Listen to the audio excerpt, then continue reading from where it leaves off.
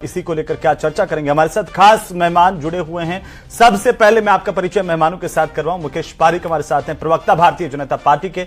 Are Tiwari हमारे साथ हैं, जिला अध्यक्ष हैं जयपुर शहर कांग्रेस के। और सुरेश कुमार हमारे साथ हैं, पूर्व RAS अधिकारी हैं राजस्थान सेवा के। साथ ही साथ स्टूडियो से मेरे साथ मौजूद हैं निरंजन पोद्दार, राजनीतिक विश्लेषक के तौर पर। आप सभी का बहुत स्वागत। पोद्दार साहब, सबसे पहले आप इसे शुरुआत करते हुए, आचार संहिता लगने में आपको ज्यादा समय बाकी नहीं है, लेकिन उससे पहले 3 नए जिलों का ऐलान कैसे देख पा रहे हैं? क्या ये नए जिले राजस्थान कांग्रेस को जिताएंगे?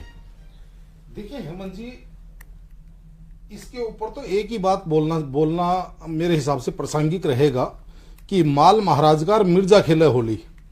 यानी कि सीधी सी बात है, आज कोई भी डिमांड लेकर के जाते हैं, उसकी घोषणा तो निश्चित रूप से हो रही है, लेकिन वो धरातल पे आएंगे, कब आएंगे कि नहीं आएंगे। नई सरकार, अब अशोक गहलोत जी की जो राजनीति है पिछले 6, 7, 8 महीनों से, जिस तरीके से उन्होंने ये मान के चलिए एक तरह का खजाना खोल रखा है, या एक घोषणाओं के पिटारा उन्होंने खोल रखा है।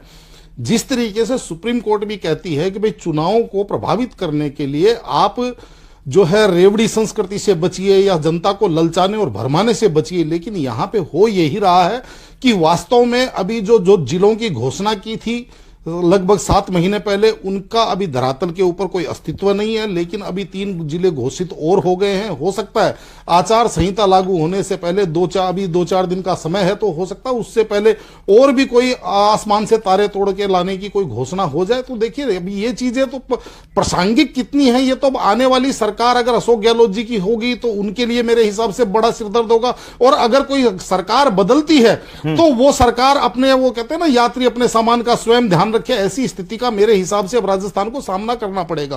क्योंकि जिले घोषित करना हेमंत जी एक बात है, और जिले संचालित करना मेरे हिसाब से इतनी बड़ी बात है कि उसके लिए आपको उसी हिसाब से ब्यूरोक्रेसी चाहिए, उसकी उसी हिसाब से आपको संसाधन चाहिए, उसी हिसाब से आपको बजट चाहिए, उसी हिसाब से आपको सीमांकन चाहिए। ये सारी की सारी चीजें इतनी आसान नहीं है जितनी आसानी से घोषणा हो जा रही है।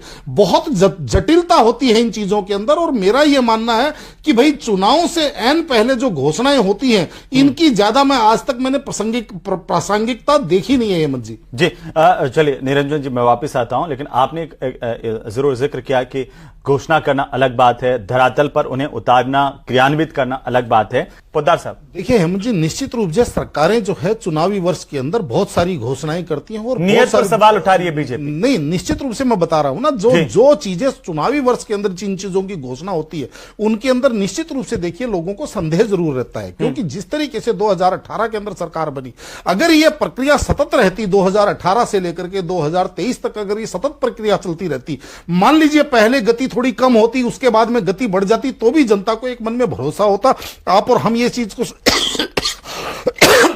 जी समझ पाते हैं। लेकिन वास्तविकता ये है हेमंत जी, आज जिस तरीके से सरकार घोषणाएं कर रही है, जनता भी इस चीज को समझ रही है। क्योंकि राजस्थान की जनता, ऐसा नहीं है कि राजस्थान की जनता बहुत विद्वान जनता है और बहुत संवेदनशील जनता है। रही बात जो बांटने की है, तो देखिए हेमंत जी, आज ये चाहे कुछ भी कहें तिवारी जी, लेकिन जो खड़गे जी के पुत्र हैं विधायक जी, उन्होंने भी जो आपके सामने जो बयान दिया, मतलब कांग्रेस के साथ आज राजस्थान प्रदेश के अंदर तो ये इन्होंने बहुत अच्छा, समझ लीजिए, इन्होंने एक समीकरण साध करके। आखिरी कमेंट चाहता हूं पोद्दार साहब, क्या वाकई वोट बैंक पर प्रभाव डालेगा ये बड़ा फैसला? मास्टर स्ट्रोक की तरह देख सकते हैं हम इसे?